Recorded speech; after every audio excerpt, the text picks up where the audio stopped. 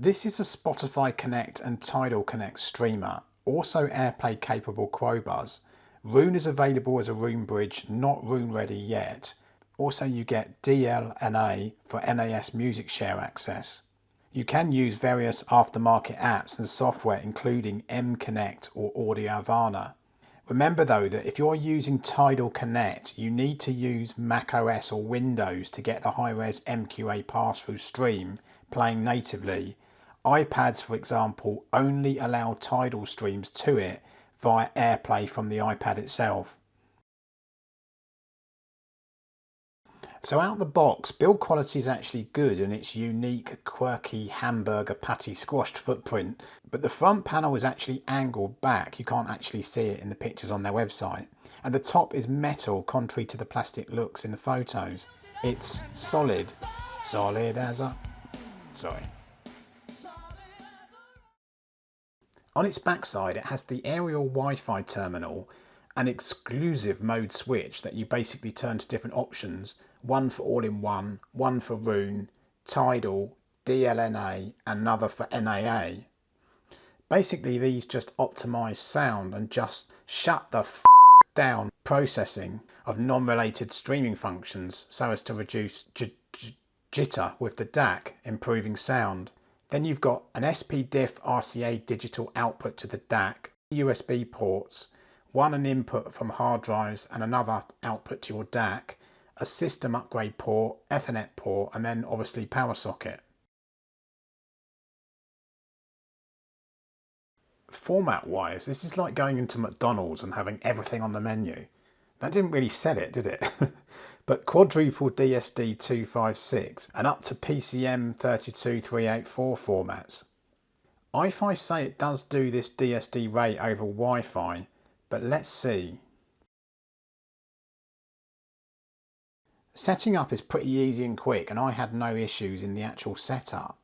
And sound is awesomely good at this price. Against the Bluesound Node 2021, the iFi is deeper in soundstage and more layered, which just makes it just more captivating. Treble is more realistic too. The Node is slightly thicker in bass notes and is more the tonalista's product. If I had to put a figure, I'd maybe say in the 5 to 10% difference range. But when I switched it onto Tidal exclusive mode and played Tidal Connect and Klaus Schulze's Timewind album, the cricket-like treble and soundstage differences were quite marked to the flatter presentation of the Node. Sound just opens up right up nice and wide, as Russell Brand might say. Sound against the Elu Digi1 signature with the Shanti Linear PSU is a more sultry affair, but the USB bridge signature from Elu is more like this iFi, but it doesn't quite have the all-out ease and resolution. Perhaps not surprising, as the USB bridge, or US bridge I should say, is a fair bit cheaper. iFi say that this Zen stream uses active noise cancellation too and iPurifier technology. I'm not going to get into the technology here, but I'm sure that this is part of the sound quality doing its shit here. But this is just all good to be true, isn't it? And you would be right, unfortunately. Remember that game Pass the Parcel? Maybe only British kids would know, I don't know. But playing music, it's like you're waiting for the pause dropout to happen. It goes on for a second or two, and you don't get the pleasing present, just a horrible interruption. This Zen stream stutters more than Michael Palin's character out of A Fish Called Wanda. Mad. And DSD over Wi-Fi is like sticking chips up your nose too. I had 6 dropouts in a 3-minute track, which isn't unusual. So it can't cope with quad DSD over Wi-Fi, and for me, I just think it's wrong for them to say that it can. Sometimes it does settle down, but the dropouts are not far away, and high-res content and MQA pass-through is always worse. Another thing is that if you play Tidal Connect on a Mac and then swap to Spotify Connect, sometimes it takes a minute or two to change. It doesn't switch easily. Something like a Cambridge Audio CXN version 2 or Bluesound Node, they're both seamless. I also had issues with pressing the on-off button, which was never going to do anything.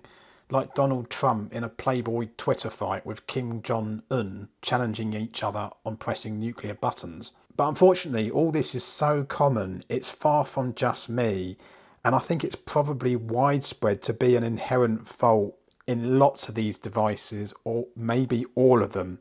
And before you say it's just your network, I've had tens of network devices working properly, and it's only the Zen Stream that's a problem.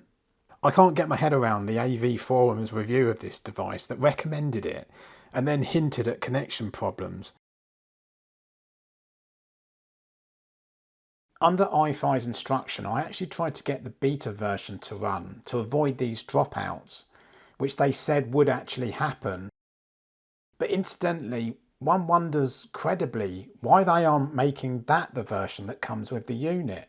But I actually had problems with errors on their ticket support system, and nobody from iFi would actually contact me to try and ensure that I had the beta version running. I actually think that this is due to me mentioning the product might get a bad review. These people just seem to shut up shop.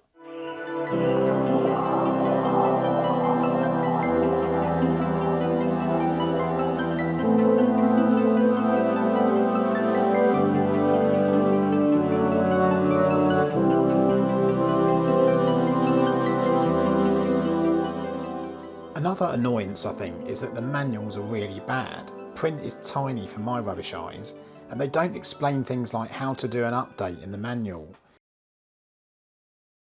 What they call the manual is just a card with indications of parts, and on their website the tech lowdown card shows lighting indicators, which should be all in one place in a manual proper. I don't understand why you've got to look at 5 multiple different places in order to understand what something does. They don't actually tell you what NAA is, and there is no mention how to update firmware so far as using exclusive mode 1. So you could be racking your brains why you can't access the browser interface to update firmware when you've got it selected on the other modes. It's just lazy. I'm not talking about me, as I know how to work my way around these manual issues, but you think that for getting new people into streaming, which is complicated for some people already, that they'd have sussed this out so well. They haven't. I'm putting the Zen Stream in the same price category as the Bluesound Node 2021, and if you want it just for sound, it takes the Node, but it's not the better product overall when you consider all the Node does in things like the Bluesound's app, BlueOS, Radio Paradise, which is an MQA radio station platform accessible on BlueOS, or things like the Touch Control Pad, its top presets, more flexibility in connection with trigger outputs, analog inputs, and just bomb-proof reliable use. But mainly for me, this bad review comes down to usability issues, and this Zen Stream is, by any definition, as it stands at the moment, a poor product. If iFi sort these in the firmware, this may be a streaming transport to beat at this money. It definitely isn't now.